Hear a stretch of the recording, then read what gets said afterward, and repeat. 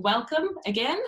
So my name's Melissa Broadway and I am currently the EAZA Animal Welfare Coordinator. So on behalf of everyone, I just want to say a massive thank you to Francis for agreeing to offer his time and expertise with us today.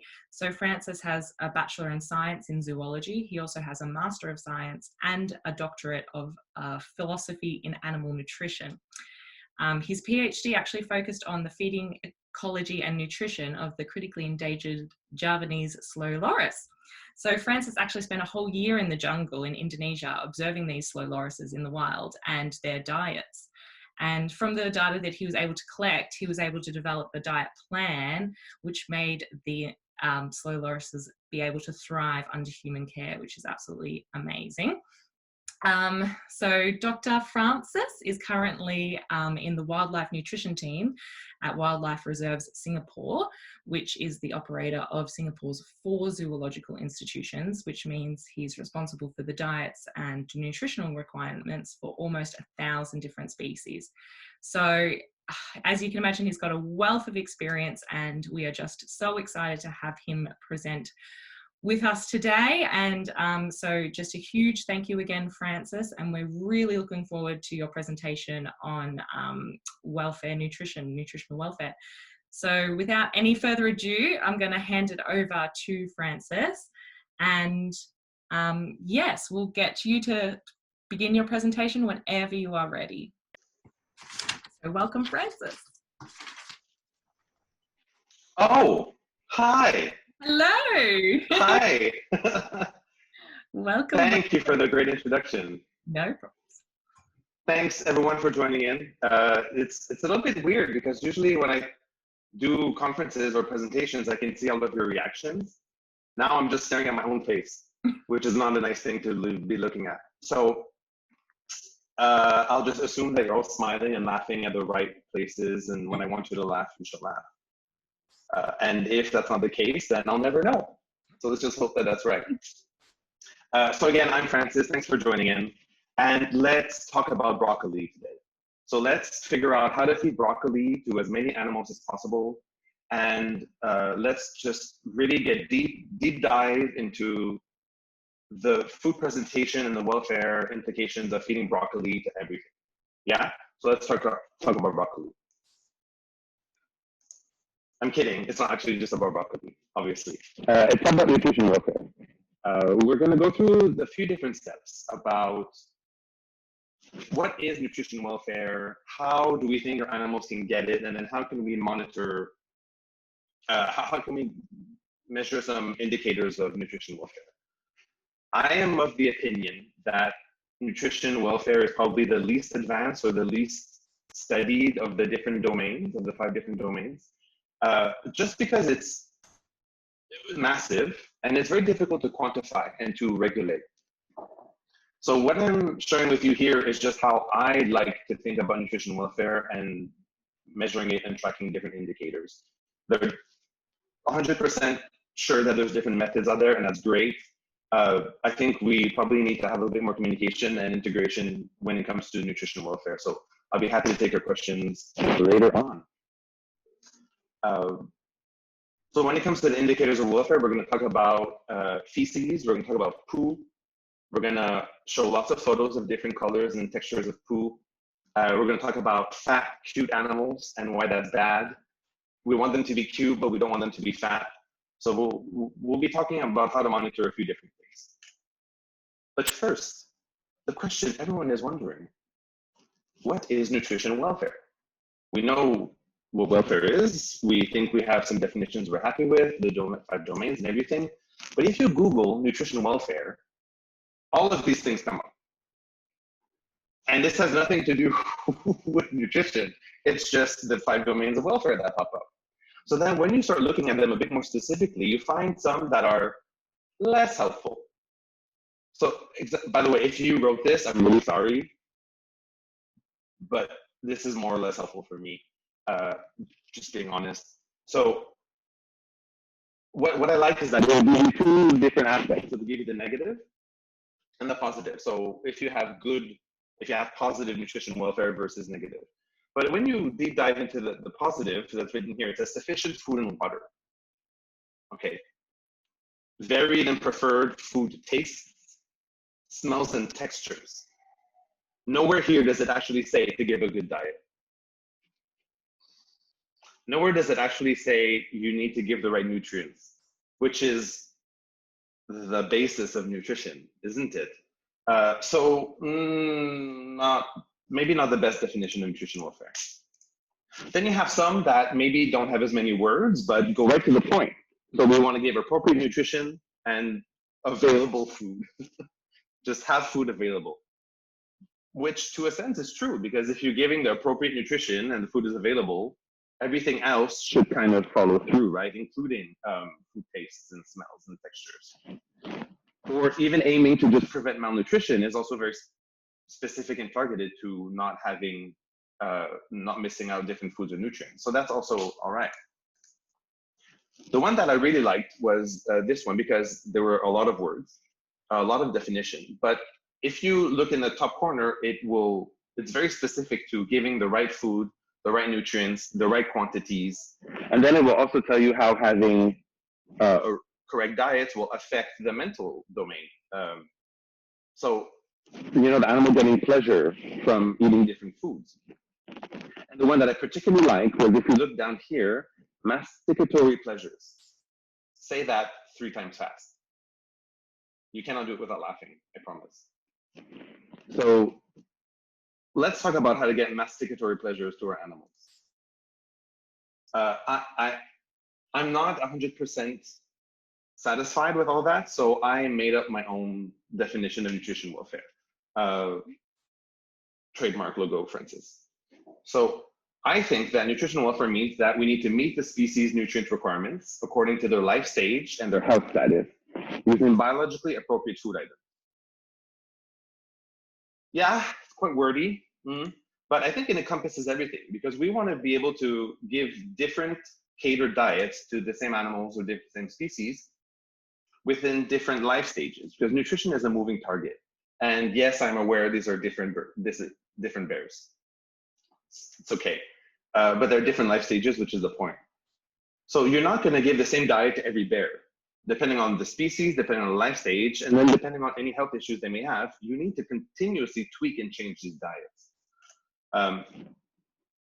So once you're able to have this appropriate diet, and by appropriate, I mean that it's giving the nutrients that this animal needs, then you need to think about how are you going to give this diet. Now, this is a bit of a gray area between environment, behavior, and nutrition, and I think that's okay, because when it comes to how to get positive welfare, they all kind of blend together anyway, more or less. So once you have your right diet, how do you feed the species appropriately in a way which stimulates all natural foraging, feeding behaviors of the species? So this means you actually have to understand what your animal eats in the wild, how does it hunt, or how does it get its food in the wild, and then how can you recreate that as best as you can within a zoo setting. So I'm going to pretend that this is the one and only and the best definition of nutrition welfare, and then I'll tell you how to get it. I'm really sorry, but it's not straightforward. I hope that you didn't come here thinking, I'm going to give you like this whole document, this whole book on all the correct diets for all your animals, and then you're done. That doesn't exist, which is why nutrition is so complicated, unfortunately. Meeting nutrient requirements is not straightforward because we don't know the nutrient requirements of the vast majority of animals that we keep in zoos. So we're gonna have to do a little bit of work, guys. We're gonna have to do a lot of work. Very few exotic animals have their nutrient recommendations via husbandry manuals or scientific papers. So even if you were to Google how to feed blah, blah, blah, you may get some information, you may not either. So how do we go from there? How do we proceed? Well, first you need to understand your animal's natural history. You need to understand their gastrointestinal tract morphology. You need to look if there's any models out there that you can potentially use. Then you can create your own nutrient values. Maybe there's some species-specific considerations or individual-specific considerations. You need to look at the different foods that are available depending on where you are in the world and your budget. And then is the animal alone or part of a group? So all of these things together, if you have a sound understanding of all these things, you should be able to come up with a diet. But again, this isn't an easy thing to do in one day. It takes me about 3 full days to come up with a diet for a new animal, just if I want to get all my bases covered. And I do want to give props to Heidi Bissell from the NAG workshop in 2019, who created like a nutritional welfare toolkit. So definitely inspired me a lot. So if you ever see this, thank you.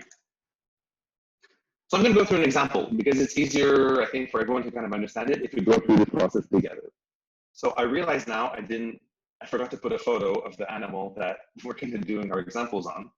Let's choose an animal that everyone kind of knows a little bit about it. Let's choose an orangutan. So let's understand the natural history of an orangutan.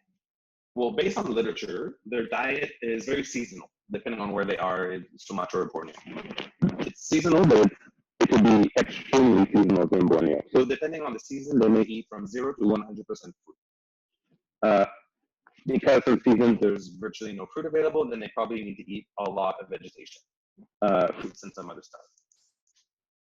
Then when you deep dive into the food that they actually eat in the wild, we can look at all the different nutrients that's found in their food. So now we're starting to kind of see their nutrient habits take shape. Because now we can see that, oh, okay, everything is high in fiber. So for information, NDF is fiber. You don't need to know what it means. It doesn't matter. Just understand in your heads fiber. So even their fruits, which are supposed to be sweet, they're supposed to be sweet. It's actually very, very high in fiber and not so sweet. And everything is moderately high in protein as well. So we're thinking, okay, maybe they need a high fiber diet because that's what they eat in the wild. So that's one good piece of information. Check. Second thing, we need to look at the gastrointestinal tracts. So this is a nice comparison between orangutans and the colobus monkey. So you can see the orangutan has a simple stomach, small intestine, but they have a massive large intestine. It's very haustrated. Haustrated means that you can see all these little bumps in there, all these little chambers. That means that there's so much surface area in there for all these bacteria to digest fiber. So again, this is really giving us information that fiber is probably very, very important. And I put the colobus here just so you can see the difference in the stomachs. Orangutans have stomachs very similar to humans.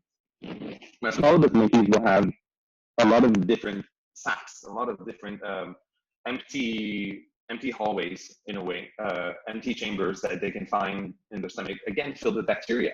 So both of them will have very high fiber diets, but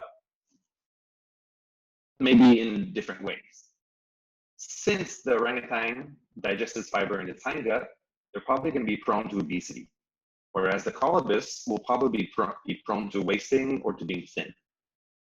So that's why it's important to getting to know the insides of our animals to give us more information. Hi, Francis. Just to let you know that sometimes when you're moving, your microphone gets a little bit crackly for us. So. How big of a movement do you mean? Maybe just reposition it once and then try not to move around too much. Okay. But yeah, generally. Can I still move my hand? Yeah, that seems to be okay for me. Okay, I will. I'll try not to move. Okay, yeah. Thanks. No worries. Okay, so you know the animal's diet, and then you understand a bit more about their internal morphology. So now let's try and find a domestic or zoo animal model.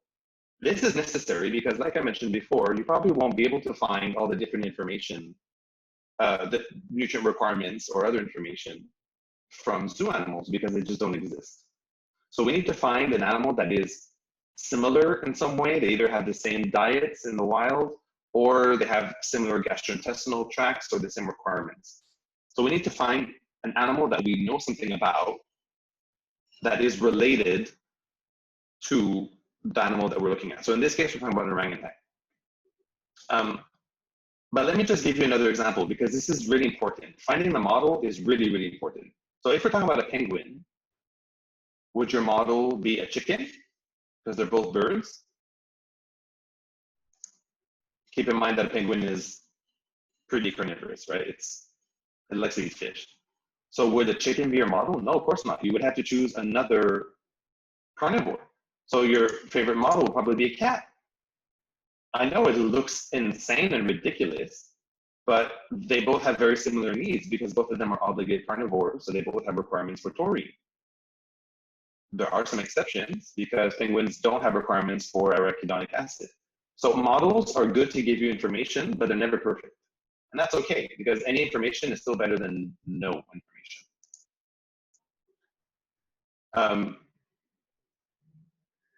So we know how to feed domestic animals, right? We know how to feed cats, cows, dogs, horses, chickens. So can we use a cat as a model for Lyme?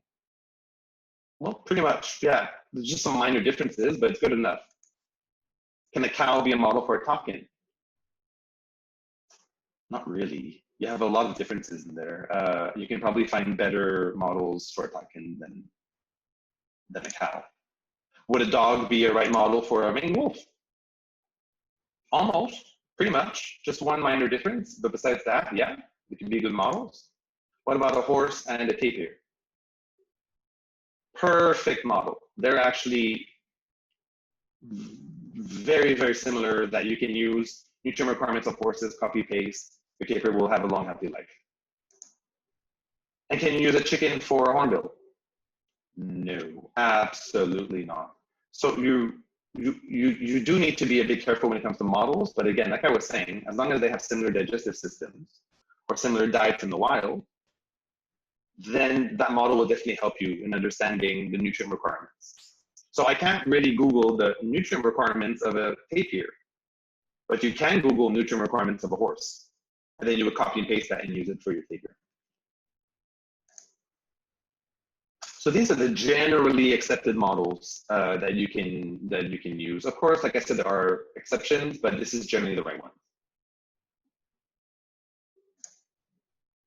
So now we have all this information. Now's the time to put it together. So we have the seasonal diets, right? We have what the animal eats in the wild, depending on the season. So we put that in here. We have our model species. So for orangutans, we would have Old World Monkey, which is based on rhesus macaques. We even have humans. Why not? There was one book that suggested this for orangutans, but it's not complete, as you can see. There's a lot of holes in there. So when we put it all together, you just smush it together, then you can finally see your homemade nutrient requirements. And that's how you know what you need to feed in a certain sense. You know what nutrients the animal needs to get. And I like coming up with ranges because having a target number, then immediately if it goes above, we're scared of overdose or toxicity. And if it's underneath, we're scared of malnutrition. So coming up with a range also helps to add more variety temporally in the diet. I can't see your faces, so hopefully you followed all of this. I'll just move on. Now you need to find the right foods to supply these nutrients. And remember to focus on the nutrients. The animal needs nutrients and appropriate foods, but you're trying to fulfill the nutrient requirements. So just because the orangutans eat fruit in the wild doesn't mean you just want to give it tons and tons of fruit, right? I think I've said this a million times and I'm going to continue saying it a million more times. You know that they need high fiber diet. So fruits may not be the best way to give this high fiber because they are high in sugars and starches and low in fiber. So you're probably going to want to aim to be around here. So some browse, some leafy vegetables, maybe some root vegetables and stuff. You probably don't want to go all the way to grasses because that's not a super natural food for them. They will probably eat it only when there's really nothing else, including roots and bark and everything, which you can give as enrichment or some days for sure, but you probably don't want to diet of entirely grass. And this is one of my favorite tables of all time. This is an amalgamation of about 140 something different fruits that were eaten by primates in the wild. So from South America and from African different tropical forests. And if you look at here, the sugar content of the fruits that they eat in the wild is about 40%. But the ones we give them in zoos is about 80%. And the fiber content of the fruits they would eat in the wild is about 45. But In the wild, in the zoo, what we give them is just 8%. It's 5 times less. So that's why you really cannot focus on the food type, because then you'll end up giving them completely different nutrients, because fruits in the wild is just not the same as fruits in captivity. And this is the same for everything else. So you really don't want to focus on the nutrients. So this was the orangutan diet at Singapore before I joined. So they were getting pellets, they were getting some eggs, some chicken, and some rice. They were getting different vegetables. A veg is leafy, B veg is watery, and C veg is root vegetables. I probably could have made that clearer, sorry. They were getting lots and lots of fruit, bread, and some browse. And I just want to add in there that this diet is not necessarily bad, because Singapore Zoo has been and has the most successful orangutan program of any zoo I'm aware of. So this definitely did what it had to do. But by modifying it and reaching those nutrient recommendations, maybe, hopefully, we're able to maybe push back the symptoms of some illnesses related to older animals. Maybe we're able to get some healthier body shapes. Maybe we're able to, this is all, hopefully we're able to get healthier animals in the long term, things that you can't really measure. So this is just a upgrade of sorts, if you'd like. So then the new diet, to reach those nutrient requirements, we've changed the foods. Of course, we removed the animal protein because they don't need it, because actually no primates need vertebrate protein. Please remember that point. You don't need to give meat to any of your primates.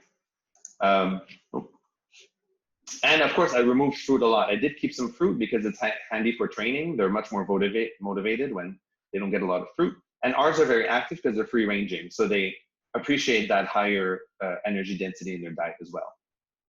But for 99% of you, if you have orangutans that are in a standard enclosure type, they really don't need that extra energy. They really don't need the fruit. Sorry, I digress. I just can't help myself. I just can't help but talk about how fruit is bad. It's been drummed into me, so I'm trying to drum it into you. So what do you do after you have your new diet? Well, then you look at the nutrients. Have the nutrients changed, and do they meet your requirements, your recommendations that you put together yourself? Well, in this case, yeah, now the protein is good. Before it was too little. The fat is still okay. The sugars decreased a lot, which is good. We really want the sugars to be as low as possible. And the fiber increased by 10%, but that's still not enough. The minimum was 30%. So then you were going to want to go back and then work on your diet some more. So you kind of have to go back until you have the right things that match your nutrients. So that's the biggest step, because the first step to nutrition welfare is, surprise, having an adequate diet. So you want to learn about the animal's diet in the wild. You want to research its digestive tract. You want to choose the appropriate model, unless your animal's well studied, which is very rare.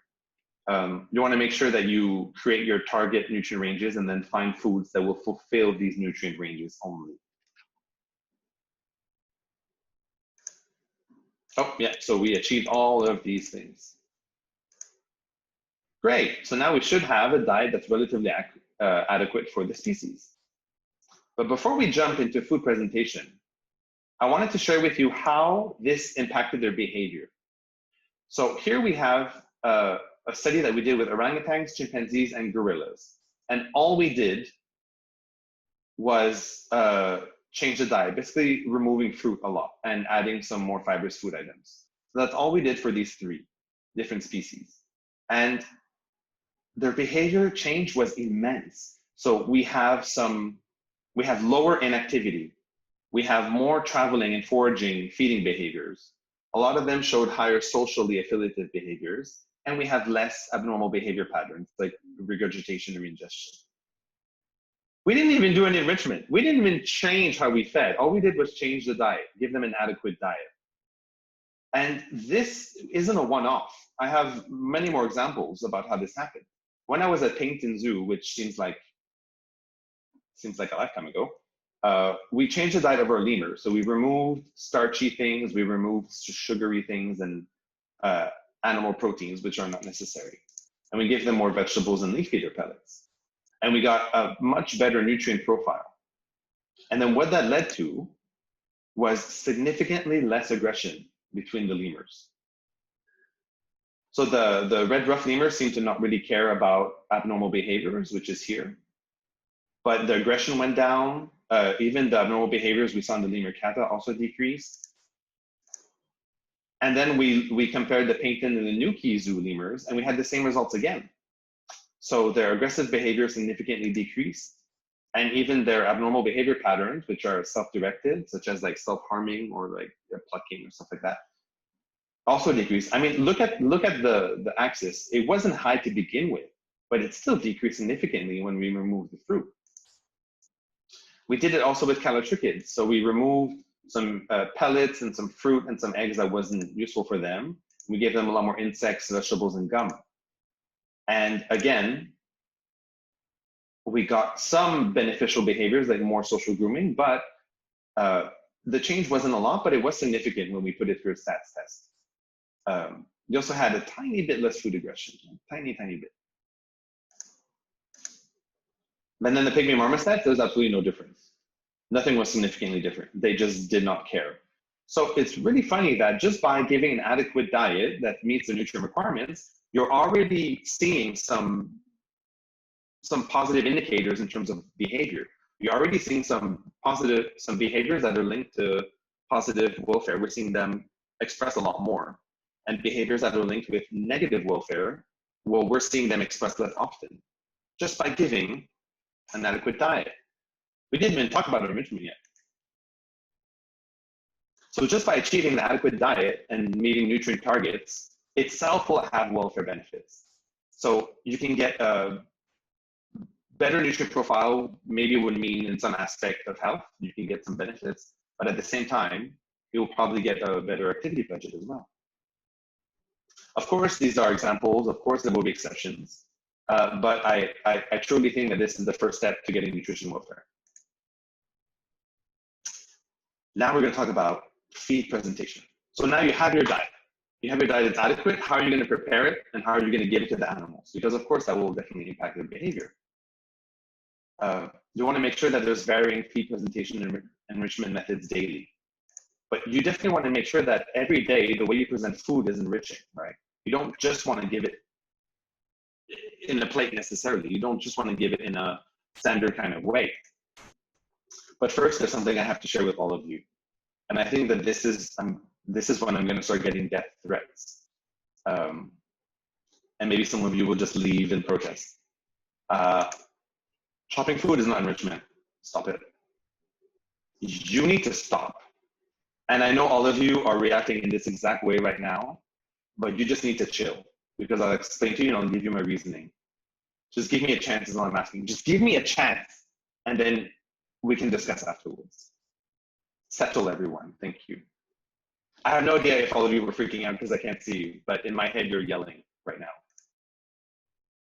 So scatter feeding, and specifically chopping foods very small, is a very common zookeeper task all around the world. And it involves a lot of cutting. It's very time consuming. You have risk of injuries from cutting your fingers. You are putting the food at risk of contamination because you increase the surface area. You're decreasing the nutrient quality by cutting it and then exposing it to oxygen. So it just never made sense to me. And I always challenged this in whichever zoo I worked at. Is cutting necessary? And the first trial that we did was, again, when I was at Paignton Zoo. I didn't do this, by the way, but I was watching from afar and then very interested in the results. There was no difference. So they did it for tapirs and so basically crested macaques. And they found that if you were to chop the food small or give it whole, the animals, it didn't change anything. They didn't eat more when it was whole. They didn't eat more. They didn't spend more time feeding. There wasn't less aggression. There was no difference. Actually, they ended up eating, the macaques ate more food when the food was whole as opposed to chopped.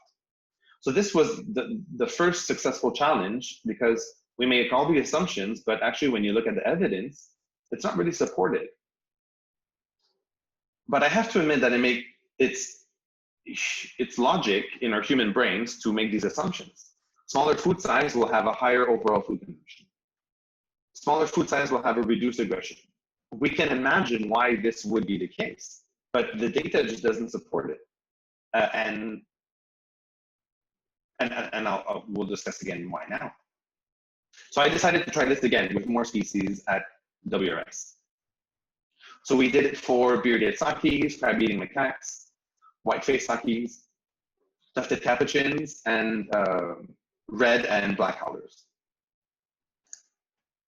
So here are A, B, and C veg that we use for these animals. These are the different foods that are available, vegetables that are available in Singapore. And we wanted this to be standardized for the study, right? So we only use the ones that are in the red boxes. And every animal got 10 days of these 3 different treatments. So they had tiny cubes, large strips, or whole food. And the majority of their diet was exactly the same. The only thing that we changed the size was the number 4, which is their vegetables and some of their fruit.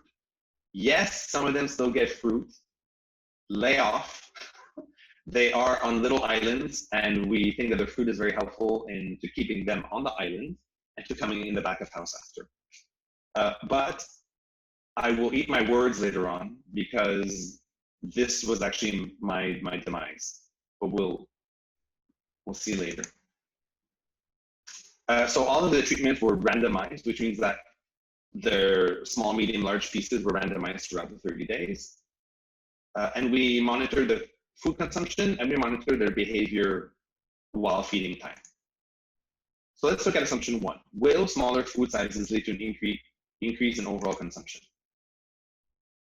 Well, the answer is no. If you look at the blue bars, which are the B, C, veg, and fruits, this is an average for all the species, by the way. You can see that whole food is actually a tiny bit higher. They ate a little bit more food when it was whole. And there was no difference between small or medium size. Sorry, I should have put the whole food on that side. It's not very, can't really use intuition. But anyway, I just explained it. And then the red bar is the total food consumed for that day. So again, this one, tiny bit higher. So the assumption just was not correct. I'm not going to go through every species because the results are pretty similar, but you can look at it yourself later on if you're curious. And the crab-eating macaques were very interesting because they ate quite a lot more, actually. They ate about 10% more food when it was whole. So that means a lot less food is wasted. And then assumption 2, will large food sizes lead to an increased aggression? So we looked at them only during feeding time, and we only looked at event behaviors that have to do with food aggression. So we didn't just do a normal activity budget. We're very specific. And then the keepers reported all of these different behaviors in number of counts that it happened. So it doesn't start off great, because with the red howlers, yeah, we did see an increase in aggressivity counts per session. But look at it, it's 1. So we saw like 1 per feeding time, which is not, I'm not really concerned. But sure, there was an increase for this particular species. For every other species, there was no difference. They weren't aggressive much in the first place, and they didn't become significantly more aggressive. These counts here are for the entire month-long journey. So 3 counts in a month, I'm sorry, that doesn't really mean much. And there's a lot of other factors at play as well.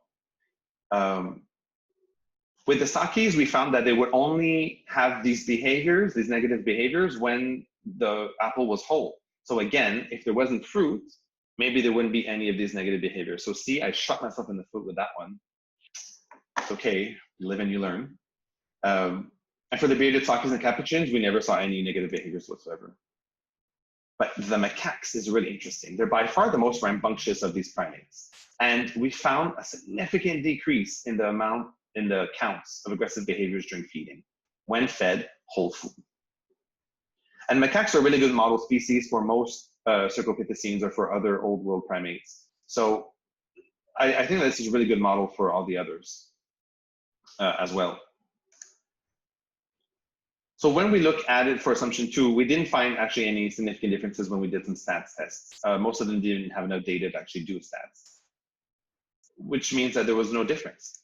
So The only one that was interesting was the howler monkey. And when we say negative behavior, it was literally a shoving of faces. I shouldn't laugh, but it was really funny.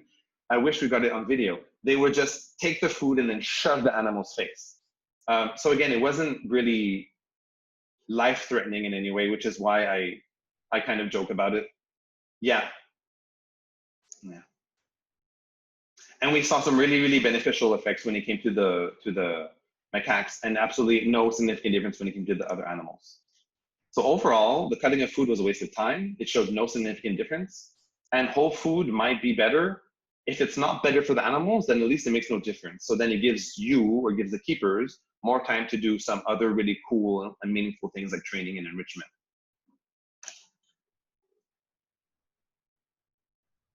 And then people started telling me, yeah, but it's only primates, Francis. Yeah, but Francis, you're only looking at primates. There's a lot more animals. So I said, fine. So then I started looking at coatis and peccaries. So now I have even more data to present to prove my point. And now, just when I got you hooked and you're dying to know these results, we're going to take a little break. Yay. So I can take a sip of water. Excellent first half of the presentation, Francis. Very much. My neck hurts from not moving. You couldn't hear me laugh, but I was laughing a lot. Thank you. So we do have a few questions that have come through, so I might just hand it straight to Judy. Judy, if you're there, would you mind unmuting yourself so you can ask your question about the orangutans?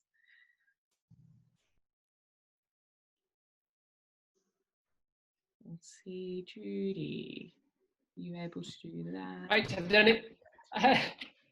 Hello, Francis. Hi, Judy. When you showed when you showed the comparison of the two GIs, you said that the orang was prone to obesity because of the size of its hindgut.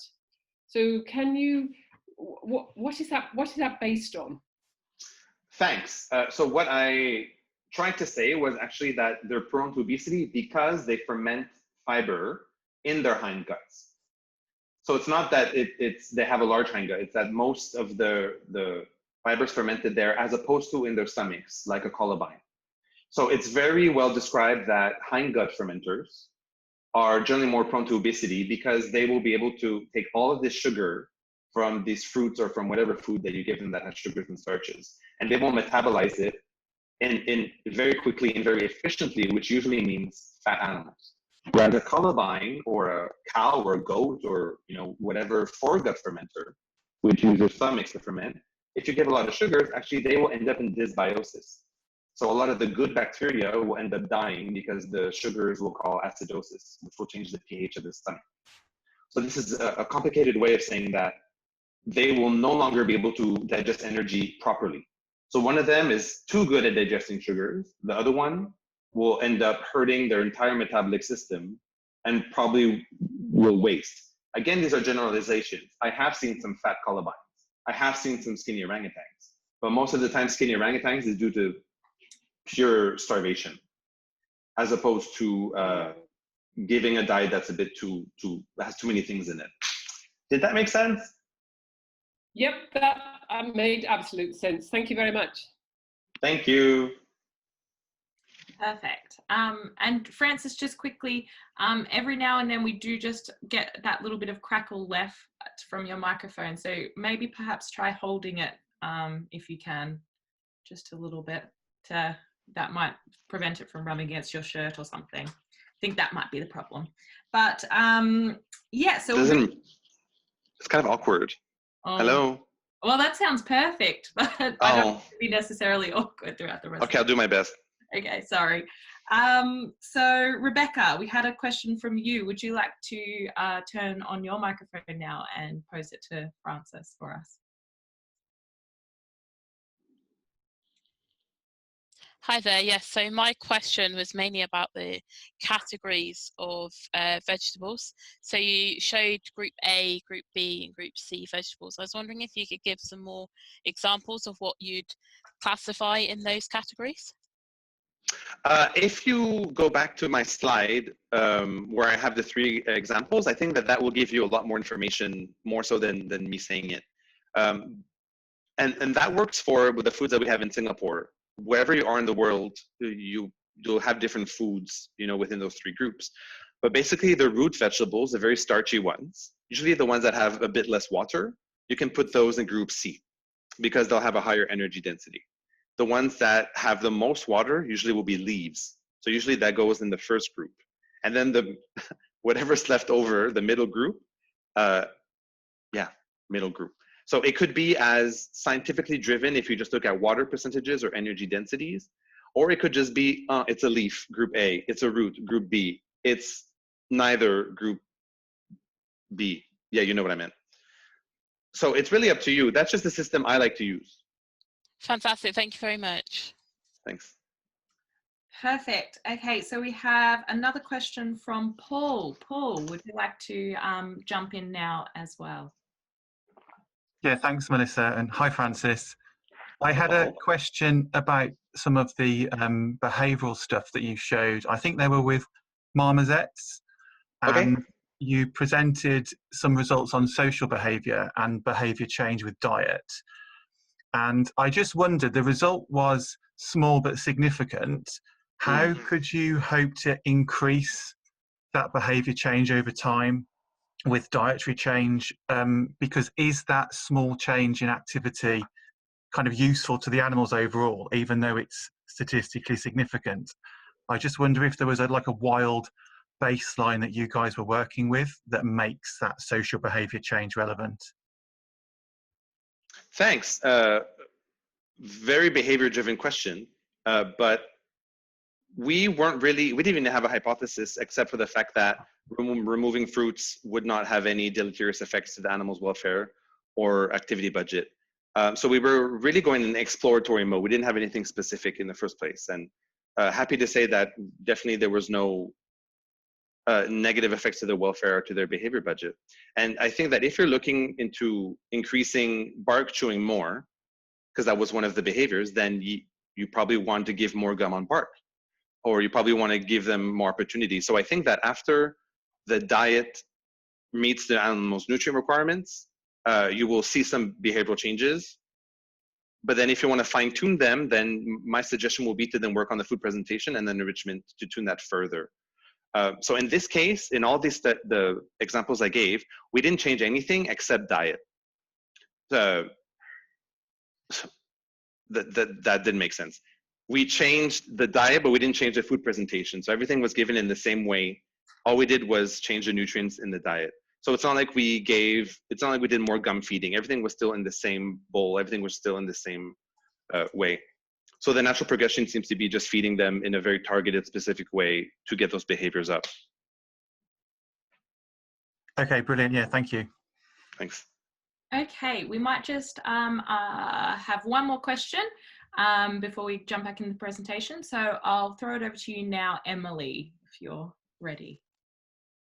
Hi, Francis. Hi, Emily. Good presentation so far, really enjoying it. My question is, chopping food allows us to spread it further across the enclosure. So how would you suggest doing whole food if you have a large group of animals? So for example, I look after 7 common marmosets in one group. So how do I ensure they're all getting their fair share of each individual piece, rather if I'm not chopping the food, if that makes sense? So that's a great question, because obviously you can give a whole apple to let's say you have like 100 grams diet, then you can't just go and give huge apples, because then your 100 grams will already be finished with half an apple. So I completely understand your question. So I think it has to be relative to the animal size. And in my next example, you'll see what we did, which will help you out a little bit. It doesn't make sense to necessarily give whole food for the marmosets because of the example that we just gave. But then you can go similar to hand size. So something that they'll need both hands to hold. So maybe that can be used as your larger size. Or maybe instead of whole, you just cut it in half. So you still need to make them work for it. You still need to make sure that it's okay. But I do want to give you one last thought, is that how many different foods are they getting every meal? How many different fruits and vegetables? So we try and give them at least 4 or 5 varieties of group B and C.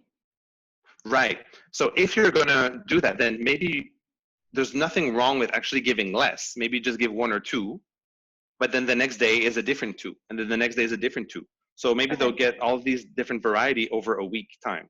And that's actually something else that I wanted to study and look at, because this is just a feeling that I have. I don't have any data to back this up, but that giving a lot of variety in a day probably increases pickiness or increases choosy behaviors and increases waste, as opposed to having variety over time.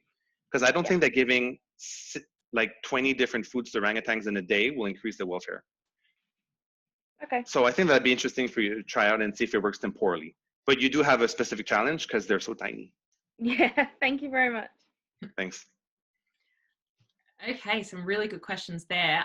Yeah. The rest of the questions we might leave to the end of the discussion time now, and we might just launch back in for the rest of the presentation, Francis. So does it seem to work well when I'm holding it? Yeah, it does work a little bit better. So I'm I just look a bit, I'm like, okay, You'll just have to gesture extra with the one hand. okay. Sorry Can I about flip that. it? Wait, let me try. Ooh, does this work? Oh, you're sounding very good. Is this working? It's like, it's a microphone earring. Ah, okay. We'll see how that goes. I'll jump back in if it's getting a bit Thank you. tricky for us to hear. But yeah, Yeah. you Okay. take it away. Thanks. Okay. So I was challenged by people who thought that this would only apply for primates. So then we did it with I did it with another primate because opportunity was there, which is a small primate, which is different. And then we did it with coatis and peccary. So now we kept the diet exactly the same. We didn't change anything, but we just gave them 3 different sizes. So small, medium, and large. So you can see the squirrel monkeys, because they're so tiny, we actually gave them their own version of medium and large. So we went by amount of hands. So whatever is the biggest that they could carry was what we called large. Yeah. So I'm gonna go through this relatively quickly because the results are very similar. There's no significant difference for most of these different behaviors. So here you have the small strips, the medium, and the chunks. So this is for the squirrel monkeys. So when we look at their state behaviors, we found no significant difference. And you can see that if there are changes, they're very tiny.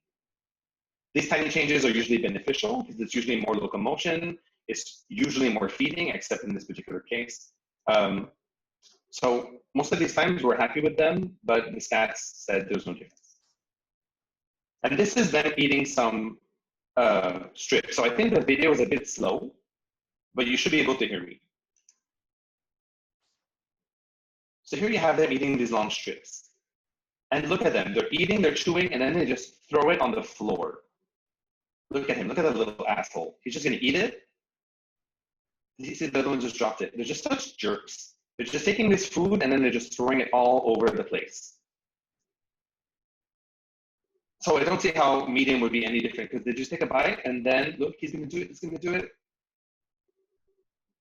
Oh, I hate him. I hate him so much. He just threw the 3/4 of the piece down. And you can see all of the agoutis down there. So they're having a buffet, eating all the leftover food. So it's not like we have waste. The agoutis are there to clean up.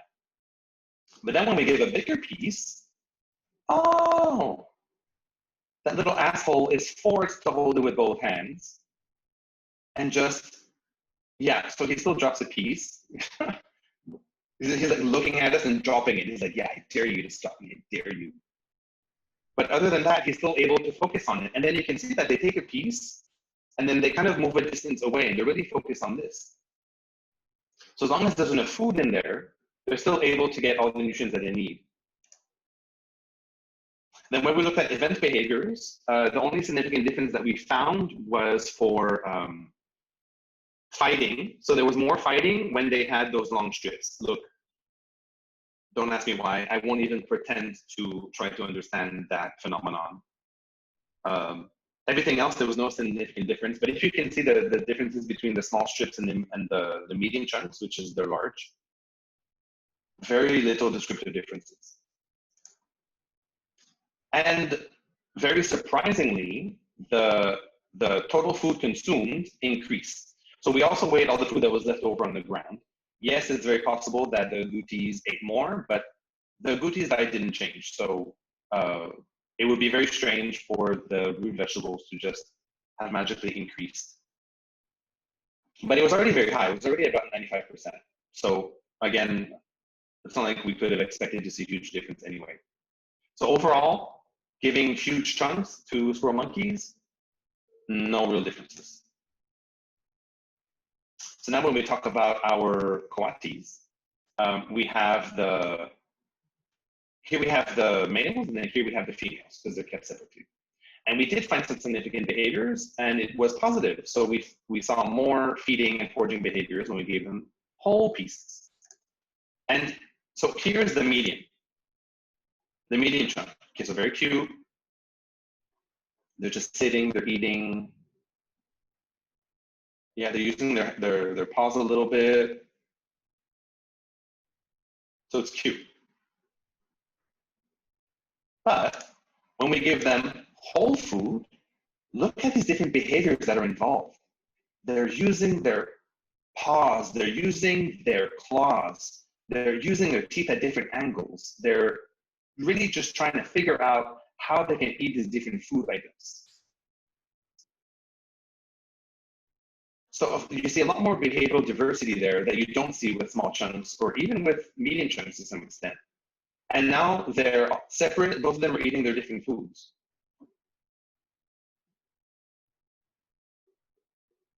So of course we saw more feeding, of course feeding took a larger part of their activity budget because they had to process the food. And these are wild animals, so these are behaviors that they have in them.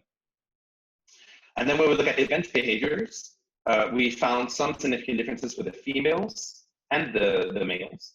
And it was the same. So SN is snap. So we saw significantly less snaps, aggressive snapping to each other when they were given, it's different for the males and the females. So the males here, only when they were given the medium chunks, they had more snaps, which again, no idea why. No difference between the small and the large. Whereas the females, they had significantly less snaps when you gave them whole food. So again, positive for the whole foods. And last, we looked at the peccary. So here's the state behaviors. There's absolutely no difference. Like nothing changed on paper. But when you look at them, it was definitely different. So here they're just feeding in a trough. This is small for them, believe it or not. So they're kind of just there gathered, just being very cute. And then when we give them whole pieces, see, they have to take it and then they kind of have to go a little distance away to eat it.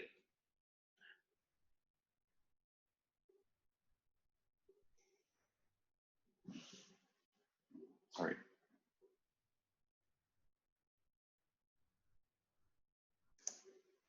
And then event behaviors,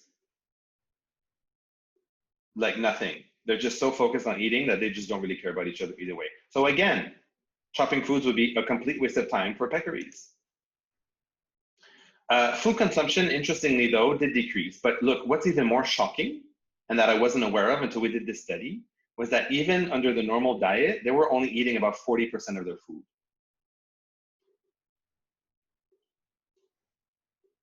That's not okay.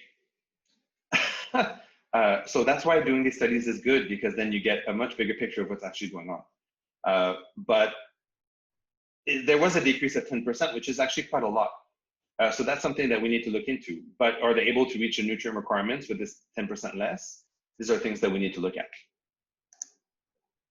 And then I did it with even more animals, because then I did it with some small carnivores, all the different civets that we have at WRS. So we did palm civets, common palm, masked palm, small tooth, and binturongs as well.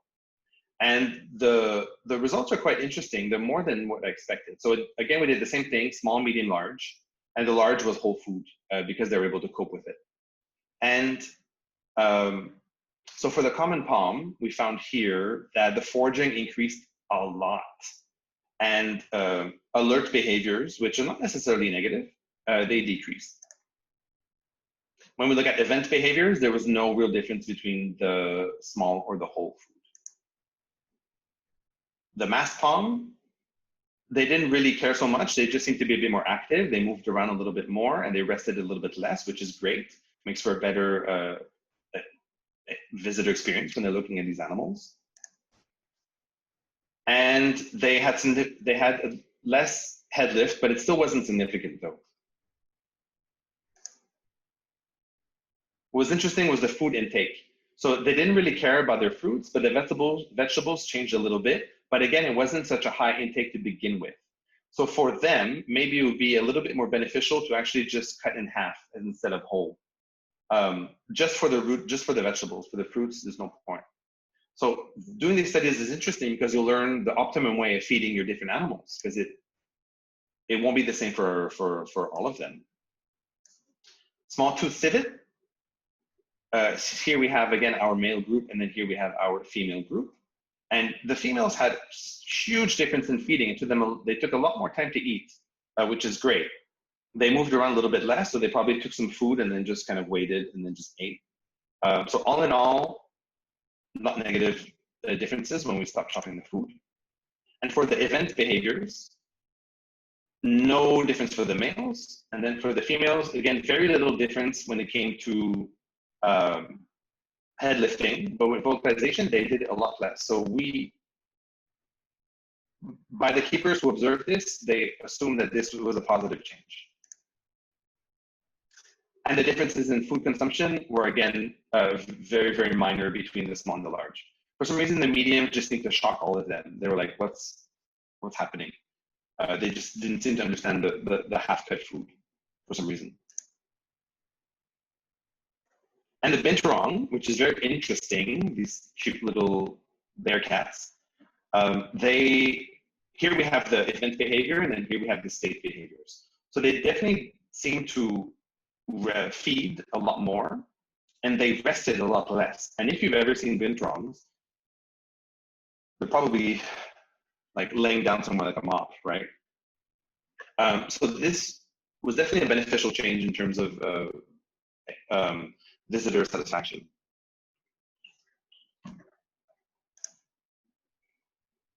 They did have a little bit of trouble negotiating the whole foods. So maybe this is another animal that I would say maybe half is probably better, because the intake of half and chopped is the same. So instead of giving it whole, maybe just cut one time in half, and then that seems to increase your intake a lot without having bad behavioral consequences.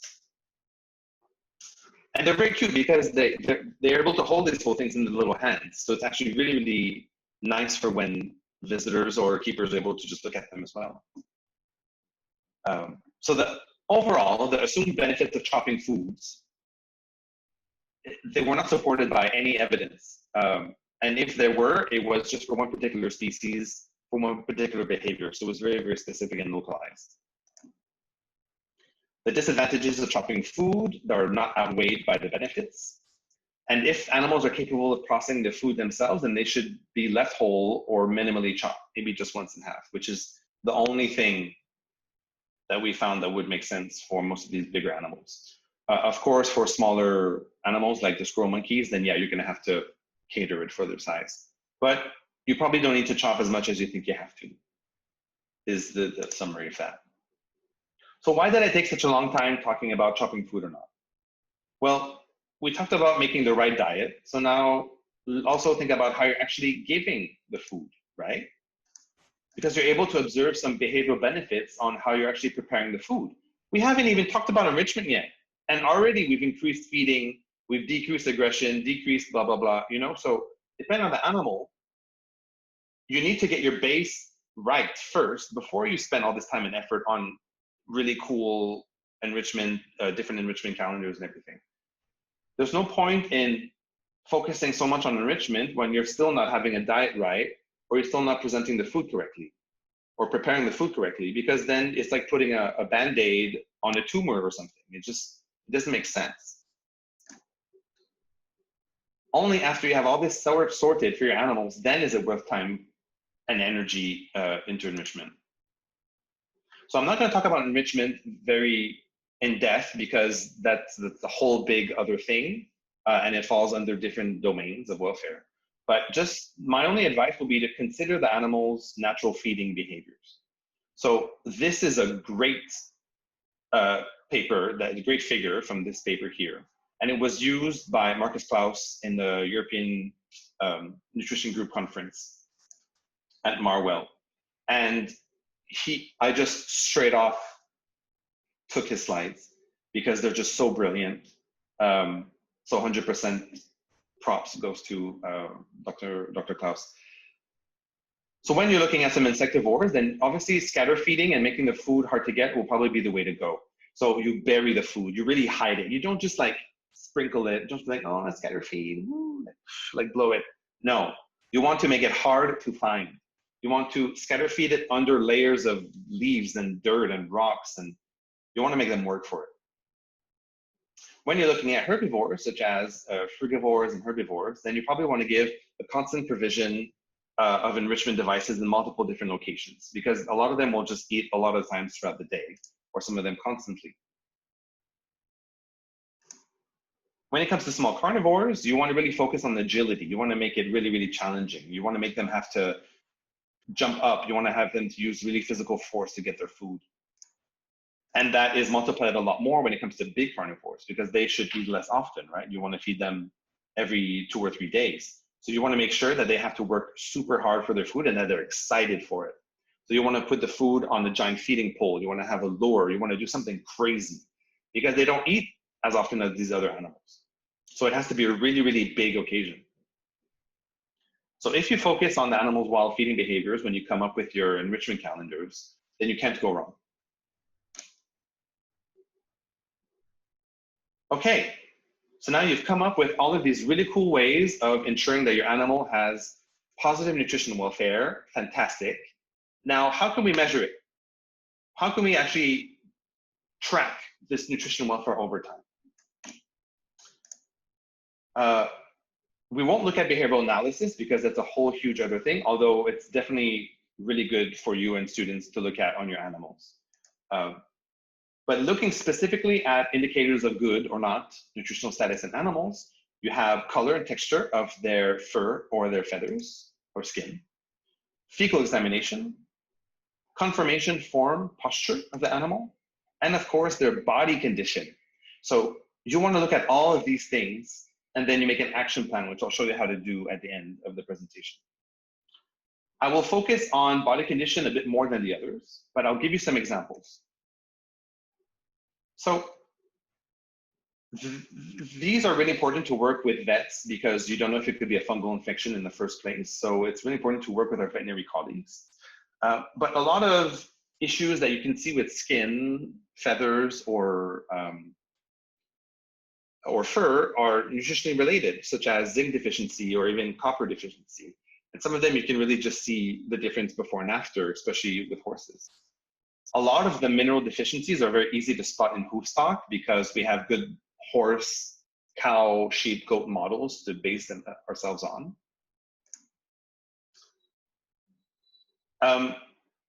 So when we first started talking about fruit-free diets and nutrition welfare, we got this email from, I believe it's Hiroshima Zoo, and they sent us a case study. So they had this lion-tailed macaque who was not looking well at all. He was like that, you can see. So not great. And then they went fruit-free. That's all they did. All they did was remove the fruit from the diet, replace it with vegetables. And then they documented his evolution. And then he just looks like this hunky, gorgeous male, as opposed to this scrawny little twiglet. And that's the only difference that they made. But they weren't, I mean, of course they were happy and amazed, but they were a bit like incredulous. Because they were thinking, maybe it's just the weather. Maybe he had an issue that he got over with. Maybe he was depressed. So they were like trying to find other reasons. So then they did experiment again, but with a control group. So they did it with their top macaques. One of them, they changed diet, and then their other group, they kept the diet the same. And the test group went back to their full Beyonce hair whereas the control group was not so luscious. And of course I chose, oh my God, they sent us these photos to tell us the results. And he just looked so sad. Don't you just feel bad for him? Poor little baby in the control group. But yeah, so this really convinced them that this fruit-free diet had huge implications in the nutrients. And you can see it. You can see the nutritional status of these animals based on their coat. Coloration is a huge part of it because all this pigmentation comes from what the animals eat, right? So some of them is a really direct correlation to how much different carotenoids they would eat. Some of them, hormones are also involved, so it's not just nutrition. And a good way to look at it is you just look at the parts that are supposed to be very, very bright or colorful. Like in the palm cockroach, you really want to have this bright red here, whereas this one's quite dull. So it may not just be 100% nutrition, but it means that, look, something's wrong, you need to look into it. And this is my favorite example of all times because this is a Javan green magpie. Doesn't look so green, does it? Kind of turquoise-ish bluish, yeah? So the way that they get their green in the wild is by eating insects that have this special carotenoid lutein inside their stomach because the insects eat leaves. So in captivity, we're giving these useless mealworms and crickets, which have nothing but fat and protein. So unless we gut load them properly, unless we give these bird supplements, they won't get that. And this has strong implications for their vitamin A status, as well as for their breeding success, because when they're different colors, they look weird. Usually they're not really showing off that they're ready to have offspring. And it could also have important implications for antioxidant activity as well. So having a healthy skin coat and the right coloration tells you a lot of information about the nutritional status.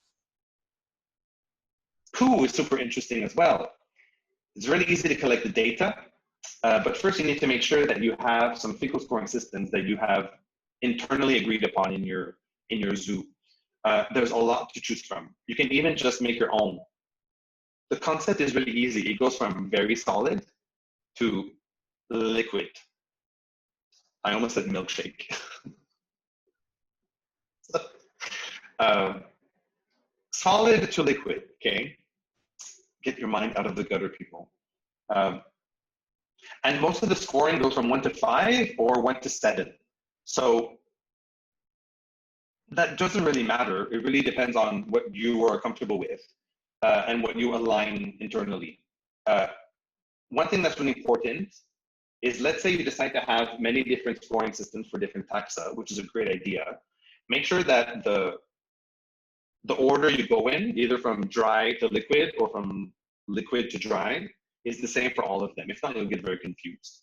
And very important to touch base with the veterinary team as well, so that when you say this is this animal has stage 5 feces, they know exactly what you mean. And I'll show you another really good resource for this at the end of the presentation. Conformation and posture is another good one to work with your veterinary colleagues on, because a lot of them are directly related to malnutrition in some way. These are really good examples of not enough calcium or not enough vitamin D or too much calcium. Pyramiding, which is known for diets that are too high in protein, too low in moisture.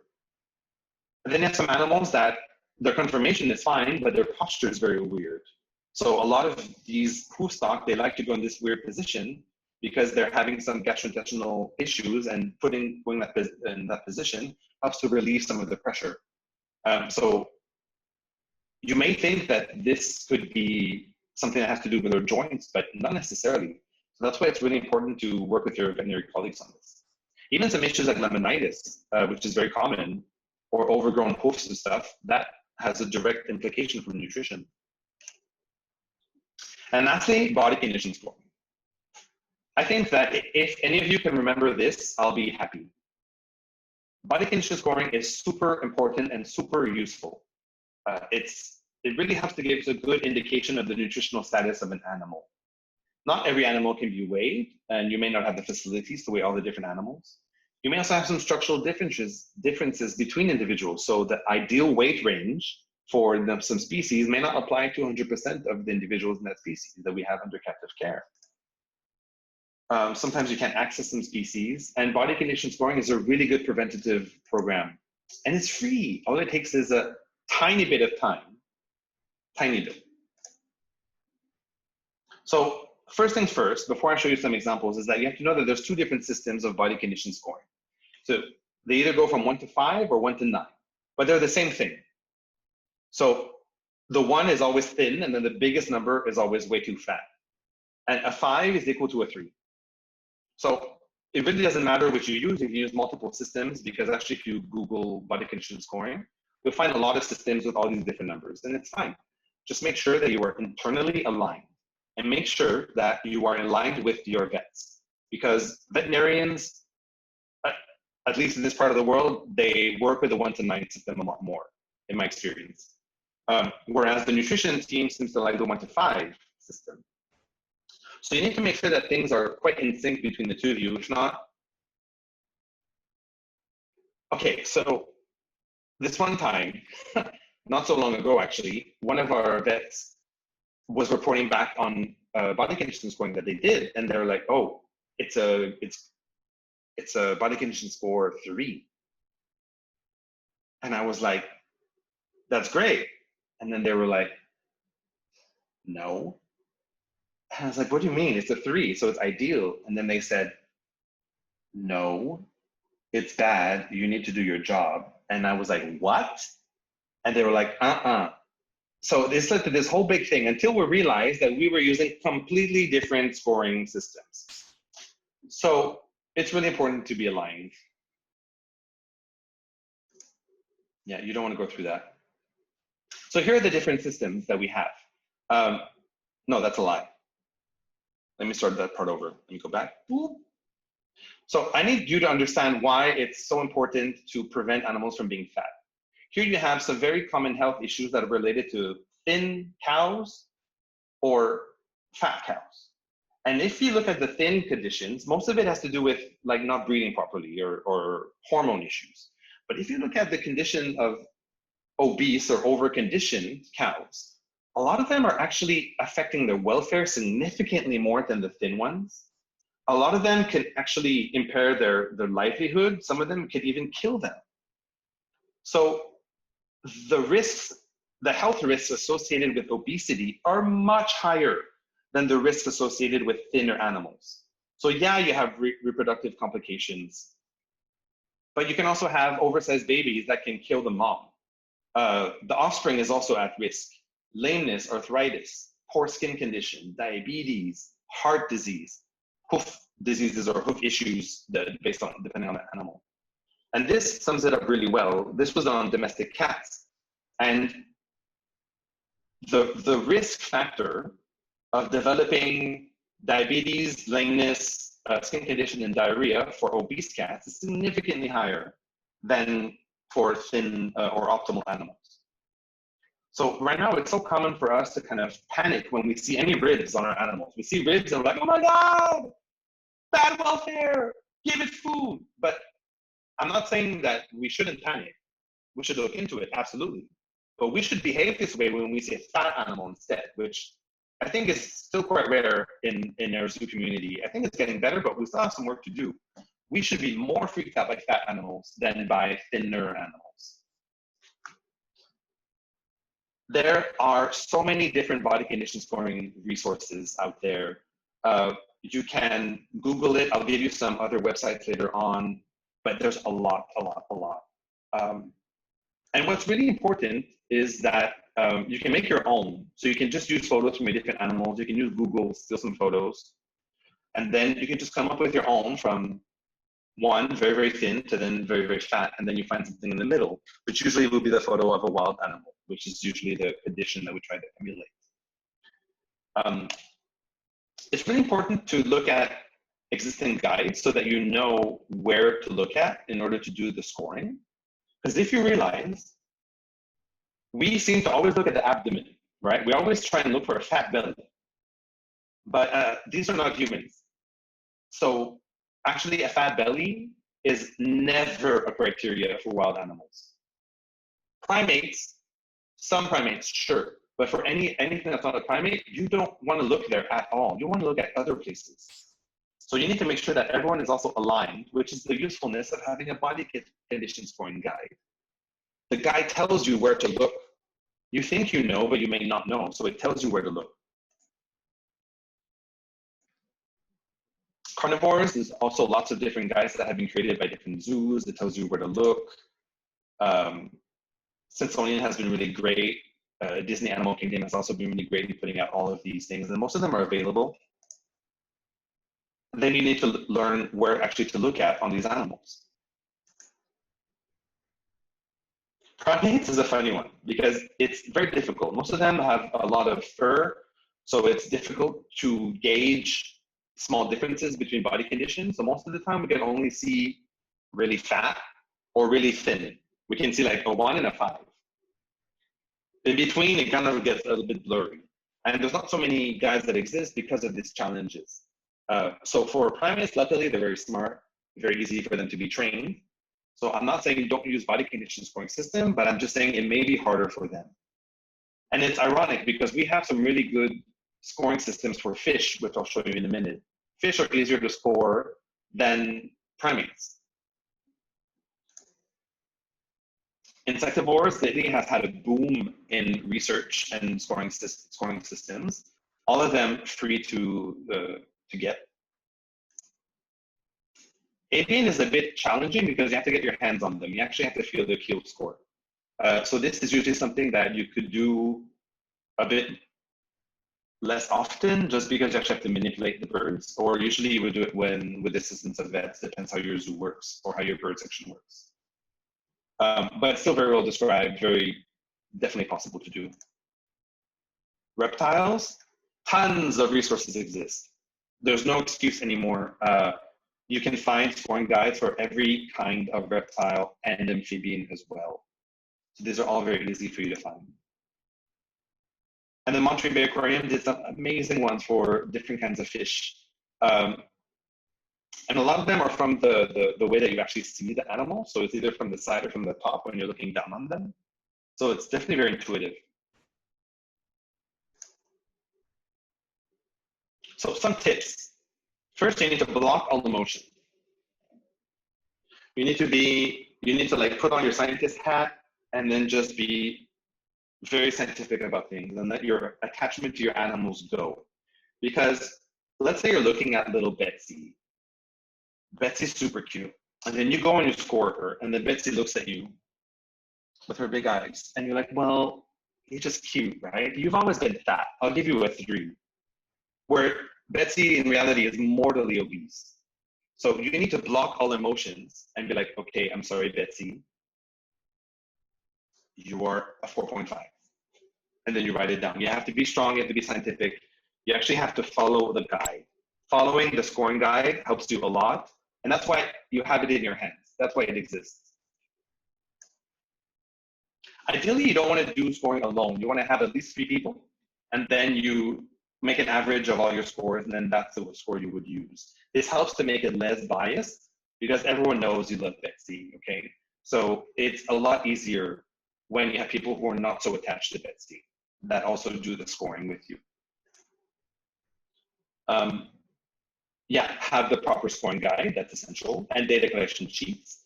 And don't talk to each other while you do it because you're gonna tell everyone how cute Betsy is and you're gonna influence their score, which is a big no-no.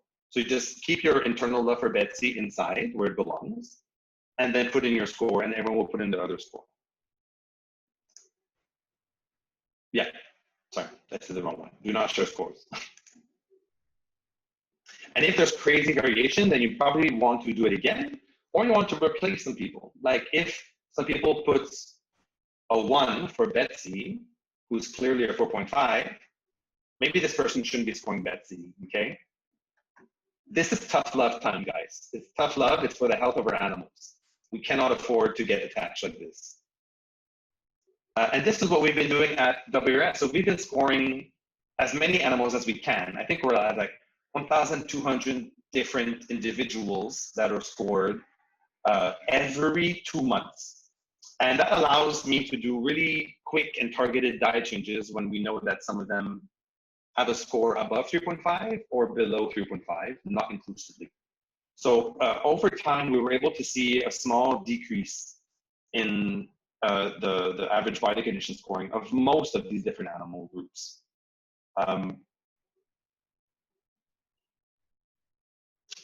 The yellow is interesting because sometimes it went up after, and that's just because when we started doing regular body condition scoring system, the keepers and the nutrition assistants just got better at it. So they were able to pick up on more minute scores in the second round that they did it, which is great. So maybe we don't even look at the orange because orange was kind of a warm up or a training session. She's like, yay! So now you have all of your different indicators. So you have the different, the color and the fur feather quality, posture confirmation, fecal scoring, body condition, and behavior should probably be in there too. So then you need to do an assessment of your animal. You put that all together. So in Bob, I should have put Betsy, that would have been funny. So you put Bob, the Sloloris. So are there any issues with his coat? No issues. Any issues with his posture confirmation? No issues. Fecal scoring, well, he's a 3 out of 5, where the goal is 1 out of 5. Hey, come up with an action plan, what needs to change in order to get that done. Body condition scoring, oh, well, he's a bit thin. We want to get a 3 out of 5, so we want him to gain weight. And behavior, he's percent of activity budget that is feeding or foraging is currently 19%. In the wild, they have 54%. So let's put that as a goal. They need to come up with an action plan.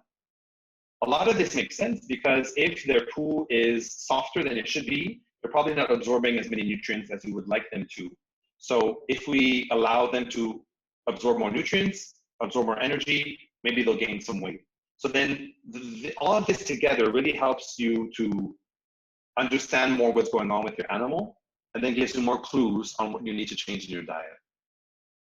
Then you have to schedule checkups, and then you continuously monitor until you reach your goal. Even when you reach your goal, or even if there are no issues, you still need to do periodic assessments of your animals, of the nutrition welfare. This should be a regular thing.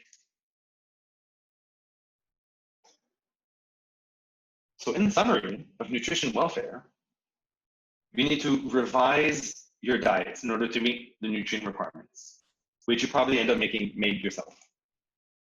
You need to assess how you present your diet and find a manner which has the most beneficial effects, usually the ones that you can see, such as behavior. Health will take a while in order for you to actually see a difference. And then you need to work on more advanced feeding enrichment. So these are the 3 things that you need to do in order to ensure that the animal has a positive nutrition welfare. But then you need to continuously monitor the nutritional status of your animals. Create an action plan with goals when that's necessary. Review the diets regularly as well. There's new papers, new research is being done all the time. As soon as you get a new bit of knowledge, you go to a conference, you learn something, you need to apply it all the time. So you can never just make a diet and it's finished. It's a moving target, it will change constantly. It's exhausting. And some really great resources are nagonline.net. This is the EAZA Nutrition Group's website. They're really, really great. They have so many resources. They have some fecal scoring guides and body condition scoring resources. They have some abstract papers. They're great. You have cnsweb.org, which is the Comparative Nutrition Society. They do conferences every 2 years. They have some resources on the website as well. If you're a student, it's super cheap to join them. I strongly recommend you join them. Your membership is good for like 2 years, I think. Definitely look at your EAZA and EAZA best practice guidelines or your care manuals, the ones that are available. You usually have a chapter about nutrition, which is very helpful for you to get some information. Zucaria Nutrition Editions, these are free for you to access. The EAZA Nutrition Group on Facebook is also lovely. They post papers every day, and you can send in some questions if you need some specific help with some diets of some animals. And the Journal of Zoo and Aquarium Research is open access, jazar.com.org, something. You have no excuse to not read up every single issue. It is free and open access.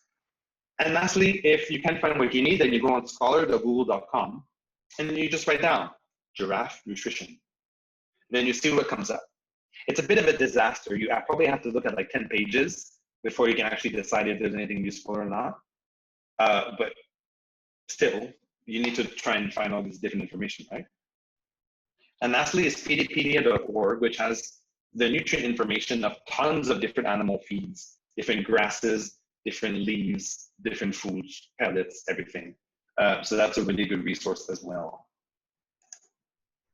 I need to thank, like I did, Dr. Heidi Bissell and Marcus Faust for the inspiration, and Sabrina Brando for the brainstorming of activities when we talked about nutrition welfare. And I really need to give a thank you, heart and soul, to the nutrition team and the animal care team at WRS, because they're working for the animals every single day. And without them, I would be completely useless. So thank you guys so much. And thank you to all of you for listening to me for, I don't know how long it's been. I think it's been way too, like a lot more than I should have talked for. But please realize I did not mention broccoli once, but now you know. See, now you know to feed broccoli without me even saying feed broccoli. Thank you. Excellent. Gosh, that was so good. Thank you so much, Francis. We've had a lot of just a couple of questions, not a whole lot of questions come through. Sure. So I've got some for you now. The first one from Kayani is about birds. Now I'm going to ask it on her behalf because she doesn't have a microphone. But in terms of chopping up food and things for different animals, how do you think this works with birds specifically? Because a lot of zoos too tend to chop it up quite finely. And also in relation to like birds being kept in large aviaries, is there, how would you suggest that would work potentially in those situations? A bit of a tricky one maybe. So when we talk about parrots, I can already tell you with full confidence that you should not chop your food for parrots. Parrots love to be able to handle the food. They love to be able to manipulate it. And birds is another one that we're very guilty of giving so many different foods every day. And there's usually a lot of food wastage for birds. So giving larger chunks, less variety, but more variety every day. More variety the next day throughout the week. That can really help to increase the amount of food, reduce wastage, and to make your animals less picky as well. So I fully recommend that for parrots. For passerines, it's an interesting question. I have never tried it or heard of anyone that tried it. Only enrichment would be, yeah, so it wouldn't be feed presentation, it would be enrichment. So we would put it on a kebab and then just put it somewhere. And the birds, they love it. They go, they eat. When they're done, they leave. Some others come in. So I don't really see a problem with it, but I don't have any data to substantiate that. But you just gave me inspiration. I'm going to try it now. Excellent. Okay. Yeah. Birds. Birds. Yes, it's a whole nother ballgame. Write that down. So we do have a question that came through from Monica as well. So Monica, would you like to turn on your microphone now? Perfect.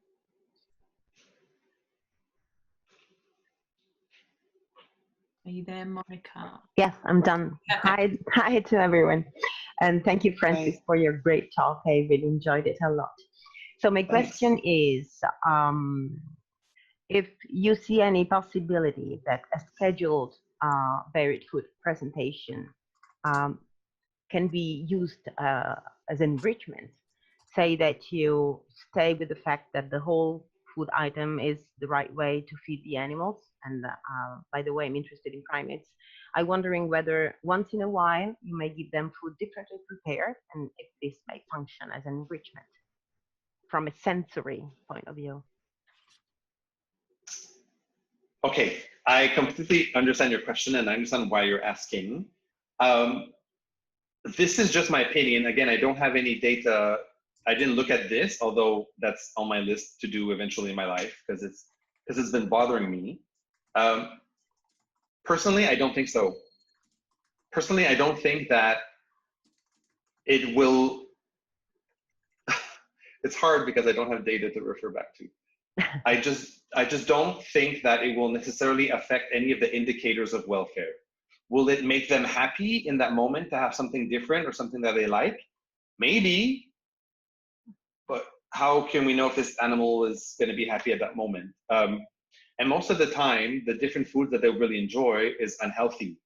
So I think with my nutritionist cap on, I kind of need to say, in the long term, it's better to focus on enrichment and a healthy diet rather than masticatory pleasures. But that's just my opinion. I may be completely wrong. Just one thought about this. Say you Yes. smash. Say you smash.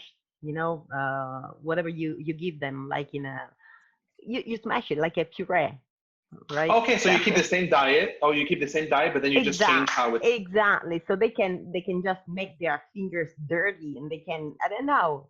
They Sorry, I guess I misunderstood your question. Yeah, that's great. Do it. It's my English. I'm sorry. No. I think your mic cut off when you were saying that one word that I missed.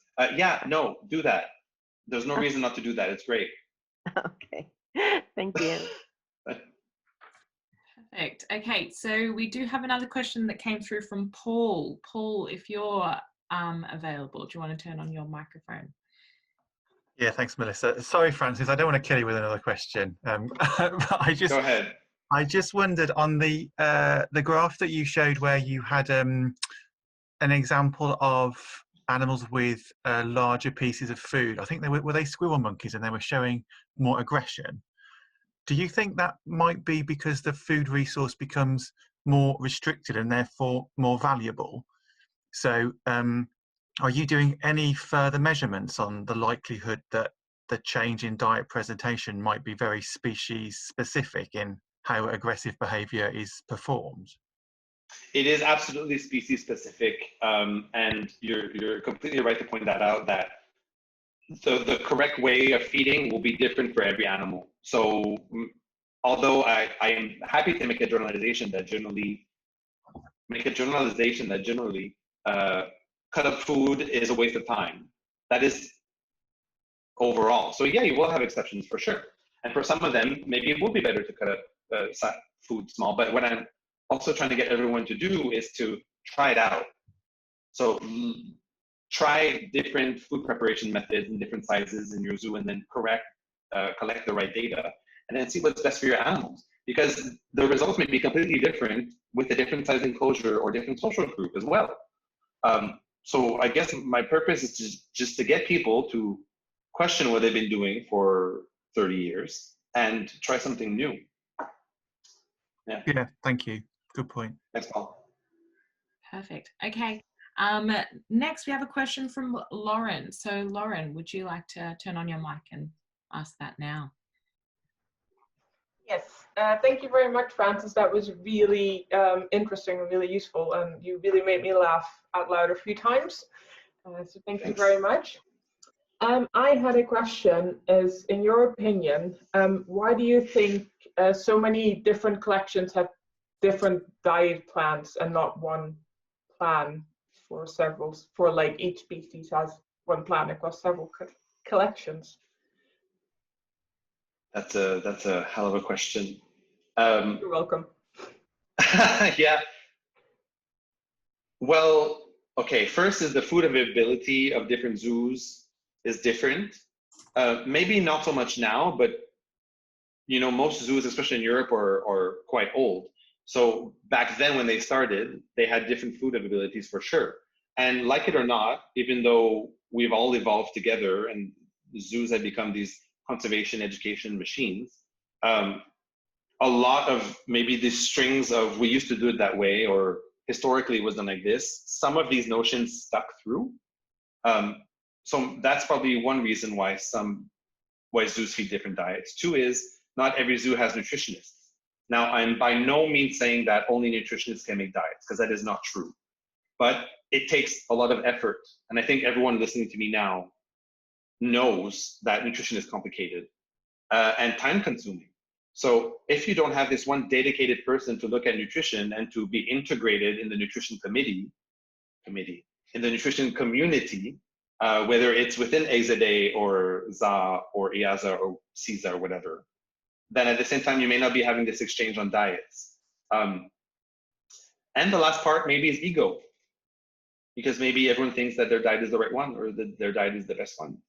And I'm not saying I'm any different, but I have the blessing and the curse of not believing what anyone tells me ever.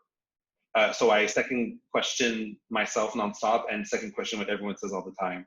So I think if people were a bit more evidence-based and collected data and compared data, it would be very helpful.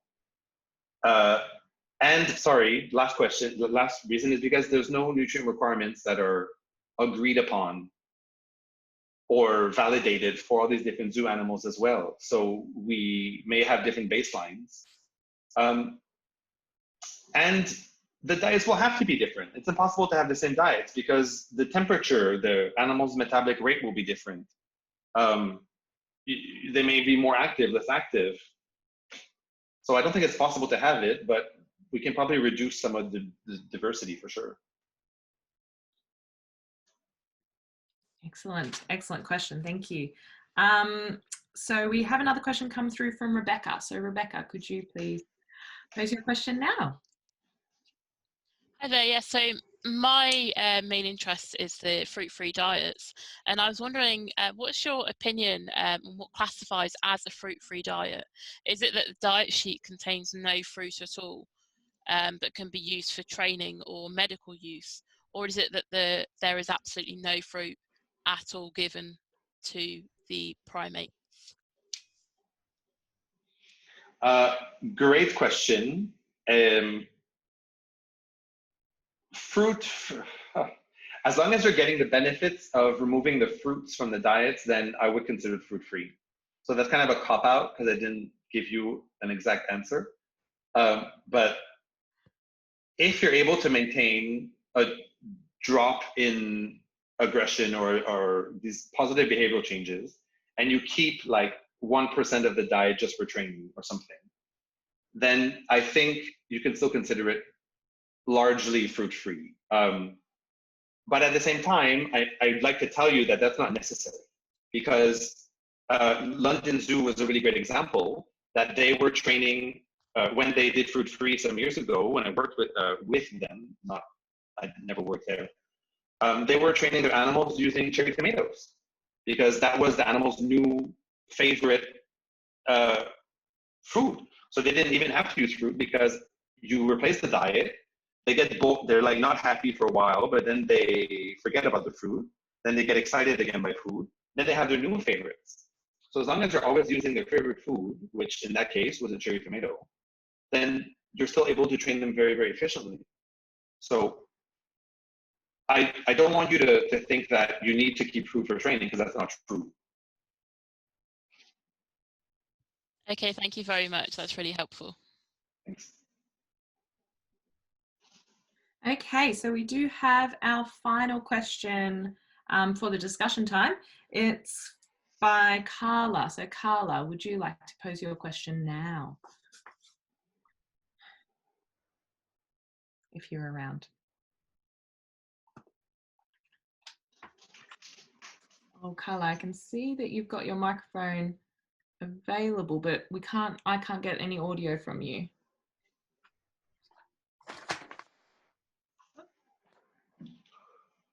Might. Hello. There we go. Okay. Hi. Francis, it's always a pleasure to see you presenting. Thank you. So we talked today about variety in food, and my question is regarding big carnivores. So in your opinion, do you think for big carnivores, it is better to give like a different meat source every day, or to do the changes in a less regular basis, if we consider like the natural history? Right, so if you consider the natural history, it's very rare for them to be very, very specific. They would eat whatever they can, whatever comes by, really. So some variety is not bad at all. As long as you can always maintain the nutrients, then yeah, why not go for some variety?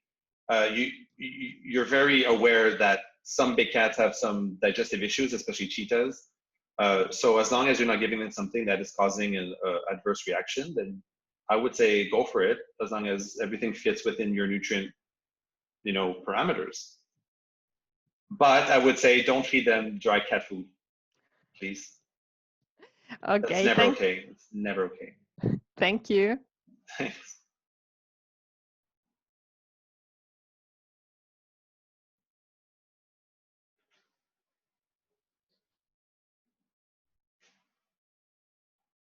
Melissa? Melissa? Sorry. I was talking and had muted myself. So thank you, everyone. I think that's all the time we have today in terms of our discussion. We will be sending around the link to the recording for today and also posting it on our social media channels. So you will be able to rewatch, to send it to your colleagues, to catch up if you've missed any parts of it. So, so look out for that. But you can also email me through, you will have my email contact, but Francis is also up on the screen. Yeah, go right ahead, email me any questions you have, collaborations, or if you need nutrition consultancy, whatever, I don't bite. Excellent. And just wanted to flag that we are open. If you've got any suggestions for webinar topics that you really want to see, please email those through to me. But Francis, I'll give you the final word for today. Is there anything you want to finish with, or? Oh my God, you're putting me on the spot. Oh, sorry. Broccoli.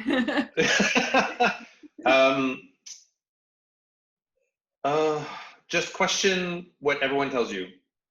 Mm-hmm.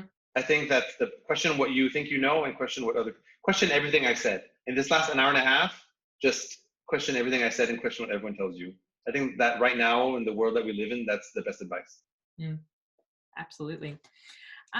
Yes, so that's all we have time for today. So thank you so much, everyone, for joining us. I hope you enjoyed it as much as I did. It was an absolutely fantastic presentation. So Francis, on behalf of everyone here, thank you so much for all your time and your effort to put the presentation together for us. It's been absolutely phenomenal. It was a pleasure. Thank you. Thank you. So when everyone has a chance, I'll ask you to leave the meeting, and we'll see you for the next webinar. Thanks so much. Bye. Bye, guys. Bye-bye.